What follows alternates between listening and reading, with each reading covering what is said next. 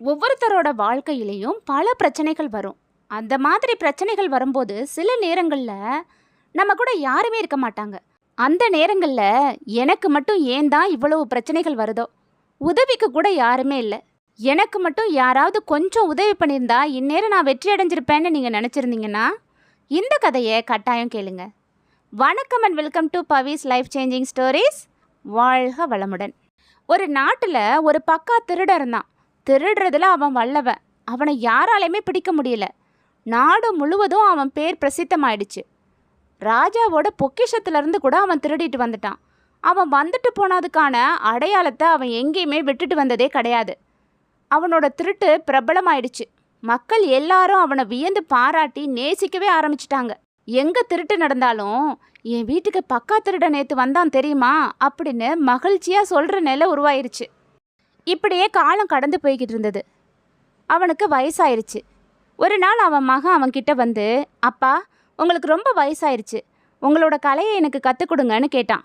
அதுக்கு அந்த பக்கா திருடனும் தான் மகன்கிட்ட அன்பா, சரி மகனே, இன்னைக்கு இரவு என் கூட வா, ஏன்னா இது சொல்லி கொடுத்து வர்றதில்ல, தானே வரணும், நீ ஏன் என்னை பார்த்து கலையை கற்றுக் கொடுத்தலாம் இது வராதுன்னு சொன்னான். மகனுக்கு ஒரே பயம். அவனுக்கு இது முதல் திருட்டு. ஒரு வீட்டோட சுவரில் கண்ணம் வச்சு அதை உதைச்சான் பக்கா திருடன். நேர்த்தியாக அவன் கைவேலையை திறம்பட செஞ்சான். அவன்கிட்ட பயமே இல்லை, பரபரப்பும் இல்லை. நிதானமாக வேலையை முடித்தான். ஏதோ தான் வீட்டு சுவர் மேலே ஏறி போகிறது மாதிரி அந்த வீட்டு சுவத்து மேலே ஏறி உள்ளே போனான். மகனுக்கு உடம்பெல்லாம் நடுங்கிருச்சு. கண்கள் அப்படியே தள்ளாடிடுச்சு. யாராவது பிடிச்சிட்டா என்ன செய்யறதுன்னு பயம் வந்துருச்சு. கும் இருட்டு. சர்வசாதாரணமாக பக்கா திருடன் வீட்டில் நுழைய மகன் பின்னாடியே போனான். வீட்டில் நகைகள்லாம் இருக்கிற அறைக்கு போனாங்க. ஆள் நுழையக்கூடிய அளவில் இருந்த பெரிய பீரோவை திறந்தான். மகனை பார்த்து, விலை மதிப்பான எது வேணுனாலும் எடுத்துக்கன்னு சொன்னான். பீரோக்குள்ளே மகன் நுழைஞ்சான். உடனே பக்கா திருடன் பீரோவோட கதவை நல்லா மூடிட்டு, திருடன் வாங்க, எல்லாரும் வாங்கன்னு கத்திட்டு தான் கண்ணமிட்ட துவாரத்து வழியாக தப்பிச்சு ஓடிட்டான். மகனுக்கு வேர்த்து விறுவிறுத்துருச்சு. தன்னோட அப்பா இப்படி செய்வார்னு அவன் கொஞ்சம் கூட எதிர்பார்க்கவே இல்லை. இப்படி மாட்டி விட்டுட்டாரே, மகா பாவி. அப்பனா இவன் பீரோ கதவை வேற பூட்டிட்டு போயிட்டான். பிடிச்சிட்டாங்கன்னா மரணம்தான் நமக்கு, அடிச்சே கொன்னுடுவாங்க. அவன் கண்கள்லேருந்து கண்ணீரே வந்துருச்சு. 1 மணி நேரம் கழித்து வீட்டுக்கு வந்த மகனை அன்பாக கட்டி அணைச்சான் பக்கா திருடன். மகன் தான் மேலே இருந்த போர்வையை தூக்கி எரிஞ்சிட்டு, என்ன அநியாயம் இது, இப்படியா செய்கிறது அப்படின்னு கோபமாக கத்துனான். ஆனால் பக்கா திருடனோ, ஓ, நீ ஒன்றும் சொல்ல வேணாம், தூங்கப்போ, உனக்கு நம்மளோட கலை புரிஞ்சிருச்சு, அதை பற்றி நீ பேச வேண்டான்னு சொன்னான்.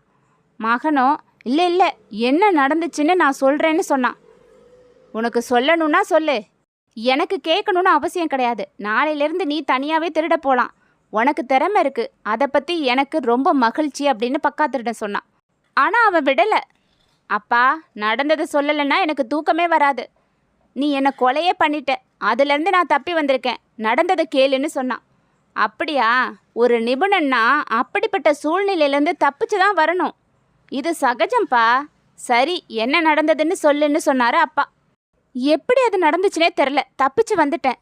என் மனசோ புத்தியோ எதுவுமே அதுக்கு காரணம் இல்லை, ஆனால் அது நடந்துருச்சுன்னு மகன் சொன்னான். அப்பா அதுக்கு, இதுதான் வாழ்க்கையில் வெற்றி பெறத்துக்கான வழி. அது எந்த துறையாக இருந்தாலும் சரி, திருடுறதோ, ஓவியம் வரைகிறதோ, கவிதை எழுதுறதோ, எந்த துறையாக இருந்தாலும் இதுதான். திருடனாக இருந்தாலும் சரி, யோகியாக இருந்தாலும் சரி, தலையிலேருந்து எதுவுமே உதிக்கிறதில்ல, வேறு எங்கேயோ இருந்து தான் அது உதிக்குது. அதை சிலர் உள்ளுணர்வுன்னு சொல்லுவாங்க, சில பேர் தியானம்னு சொல்லுவாங்க. பல பேர் சொன்னாலும் விஷயம் ஒன்று தான். உன் முகத்தில் ஒரு தேஜஸ் தெரியுது. நீ ஒரு மாஸ்டர் திருடனா பக்கா திருடனா ஆயிடுவ. பக்கா திருடனா நான் இருக்கிறதுனால எனக்கு தியான ஒருமைப்பாடு சித்தியாக இருக்குது. அதே மாதிரி உனக்கும் தியானம் சித்தியாகணும்னு தான் இதெல்லாம் நான் பண்ணினேன் அப்படின்னு அப்பா சொல்லவும் மகன் நடந்ததெல்லாம் சொல்ல ஆரம்பித்தான். நான் பீரோக்குள்ளே நடுங்கிக்கிட்டே ஒளிஞ்சிருக்கையில் நீ போட்ட சத்தத்தை கேட்டு ஒரு வேலைக்காரி மெழுகுவத்தி ஒன்று எடுத்துக்கிட்டு வந்தா. அதை சாவி துவாரம் வழியாக பார்த்தேன். திடீர்னு எனக்கு ஒன்று தோணுச்சு. பூனை மாதிரி மியாவ் மியாவுன்னு கத்துனேன்.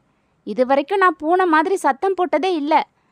பூனை தான் இருக்குதுன்னு பீரோ கதவை வேலைக்காரி திறக்க ஃபோனு ஊதி மெழுகுவத்தியை அணைச்சி அவளை கீழே தள்ளி விட்டுட்டு வெளியே ஓடினேன்.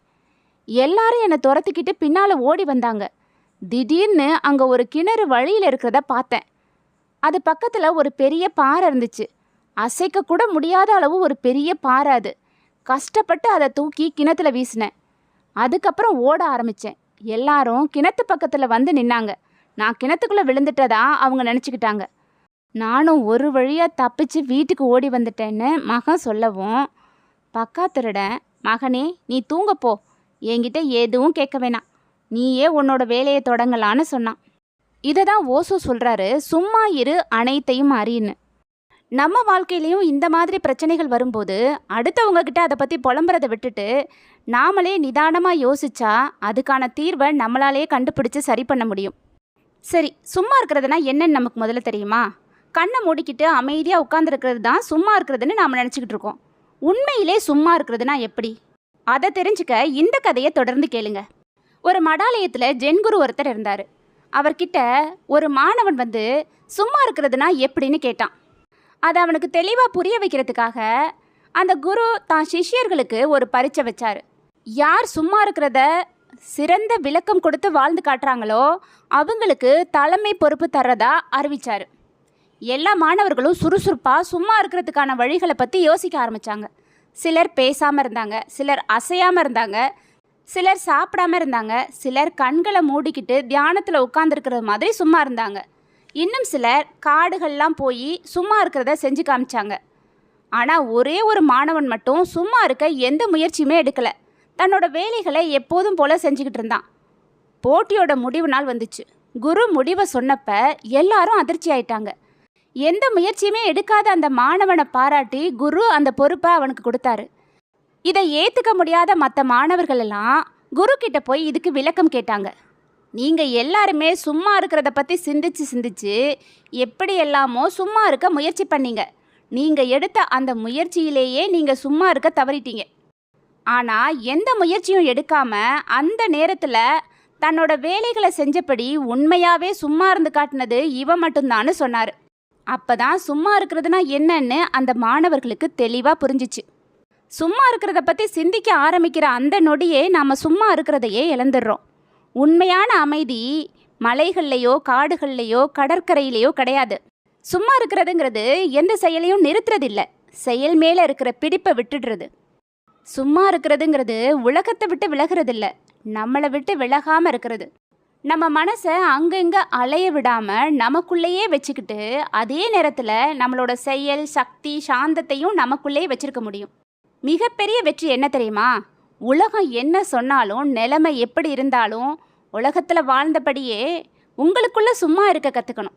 இதுதான் உண்மையிலேயே சும்மா இருக்கிறது. இதில் சும்மா இருக்கிறது நம்மளோட இலக்கு கிடையாது, முயற்சி இல்லாத அமைதி தான் நம்மளோட இலக்கு. இந்த நிலைக்கு நாம் வந்துட்டோம்னா நம்மளை யாராலையும் தோற்கடிக்க முடியாது. இப்போ என்ன, உங்களுக்கு சும்மா இருக்கணும் அவ்வளோதானே, செஞ்சுட்டா போச்சு அப்படின்னு தானே நினைக்கிறீங்க? இப்படி தான் ஒருத்தர் சொன்னார். கடைசியில் அவர் என்ன செஞ்சாருன்னு தெரிஞ்சுக்க இந்த கதையை தொடர்ந்து கேளுங்க. ஒரு ஊரில் ஒரு பெரிய கோவில் இருந்தது. அரசாங்கம் அந்த கோயிலை பராமரிச்சுக்கிட்டு இருந்துச்சு. ஒரு அதிகாரி அப்பப்போ வந்து கணக்கு வழக்குகளை சரி பார்த்துட்டு போவார். ஒரு சமயம் அரசாங்க அதிகாரி அங்கே வந்தார். கோயில் நிர்வாக அதிகாரி கணக்கு புத்தகங்களையும் மற்ற பதிவேடுகளையும் எடுத்துகிட்டு வந்து அவர் முன்னாடி வச்சார். அந்த அதிகாரி கணக்கு வழக்குகளை சரி பார்த்துக்கிட்டே வரும்போது சும்மா இருக்கிற சாமியாருக்கு ஒரு பட்ட சோறுன்னு தினசரி செலவு பட்டியலில் எழுதி வச்சுருந்தாங்க. அதை பார்த்தவர், சும்மா இருக்கிறவருக்கு எதுக்காக சோறு போடணும், அதை உடனே நிறுத்துங்கன்னு சொன்னார்.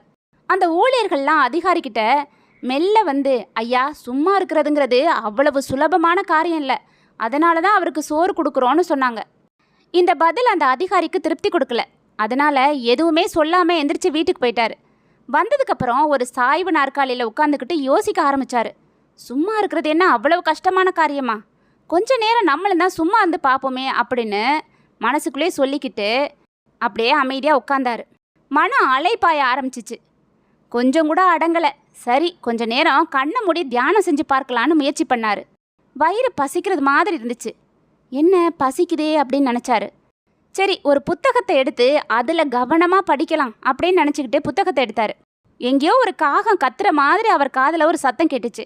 கண்களையும் காதுகளையும் கட்டுப்படுத்த முயற்சி பண்ணார். மனம் எதிர்காலத்தை பற்றி யோசிக்க ஆரம்பிச்சது. மகளுக்கு மாப்பிள்ளை தேடணும், மகனுக்கு வேலை தேடணும். என்னடா இதுன்னு நினச்சிக்கிட்டு மறுபடியும் எதையுமே நினைக்காம தியானம் பண்ண முயற்சி பண்ணார். திடீர்னு எங்கிருந்தோ ஒரு மனம் வந்து மூக்க தொட்டுச்சு. கண்ணை திறந்து பார்த்தாரு. அவர் முன்னாடி அவர் மனைவி சூடான காஃபியோட நின்றுட்டு இருந்தாங்க. அதை எடுத்து குடிச்சாரு.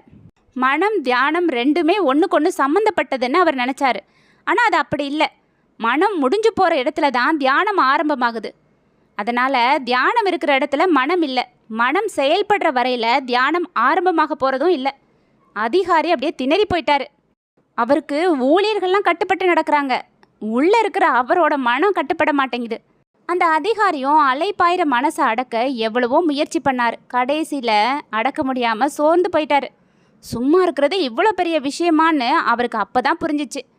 உடனே மறுபடியும் புறப்பட்டு அந்த கோயிலுக்கு போனார். பதிவேட்டை கொண்டு வர சொல்லி அதில் சும்மா இருக்கிற சாமியாருக்கு இனிமே 2 பட்ட சோறுன்னு எழுதினார். இப்போ உங்களுக்கு புரிஞ்சிருக்கும் சும்மா இருக்கிறது எவ்வளோ கஷ்டம்னு. நாமெல்லாம் என்ன நினச்சிட்ருக்கோம்? எந்த வேலையும் இல்லாமல் சும்மா இருக்கிறது ரொம்ப சுலபம்னு தான் நினச்சிட்ருக்கோம். ஆனால் மனசு இல்லாமல் ஆசை இல்லாமல் எண்ணம் அலைப்பாயாமல் சும்மா இருக்கிறது அவ்வளவு சாதாரணம் இல்லை. அது ஒரு சக்தி. சிலர் சும்மா இருந்தால் சோம்பேறி, சிலர் சும்மா இருந்தால் ஞானி. உடம்பை கட்டுப்படுத்துறது சாதனை இல்லை, மனசை கட்டுப்படுத்துறது தான் உண்மையான சாதனை. இந்த கதையை கேட்டதுக்கப்புறம் நாம் சும்மா இருக்கிறதுக்கே ரொம்ப ப்ராக்டிஸ் பண்ணணும் அப்படின்னு தோணுதா உங்களுக்கு? கொஞ்ச நேரம் சும்மா இருக்க பழகிட்டிங்கன்னா உலகத்தையே உங்களால் வெல்ல முடியும். முயற்சி பண்ணுங்க, உங்களாலேயும் முடியும். உடம்பு ஓய்வெடுத்தால் மட்டும் போதாது, மனசும் ஓய்வில் இருந்தால் தான் அமைதி வரும். சத்தமில்லாத தருணங்களில் தான் உண்மையான தெளிவு பிறக்கும். உண்மையான சக்தி செயல்படுறதுல இல்லை, அமைதியாக இருக்கிற தைரியத்தில் தான் இருக்குது. இன்னையிலிருந்து ஒவ்வொரு நாளும் 10 நிமிஷம் ஓடுறதை நிறுத்தி யோசிக்கிறத நிறுத்தி சும்மா இருக்க முயற்சி பண்ணுங்க. அப்போ புரியும் அமைதி தான் மிகப்பெரிய சொத்துன்னு. இந்த உலகத்திலேயே மிக கஷ்டமான வேலை என்ன தெரியுமா? உங்களை நீங்கள் நிறுத்தி பார்க்கறது தான். அதை நீங்கள் செஞ்சு பாருங்க. இந்த பதிவு உங்களுக்கு பிடிச்சிருந்தா இதை பற்றின உங்களோட கருத்துக்களை மறக்காமல் என்னோட ஷேர் பண்ணிக்கோங்க. நன்றி, வணக்கம்.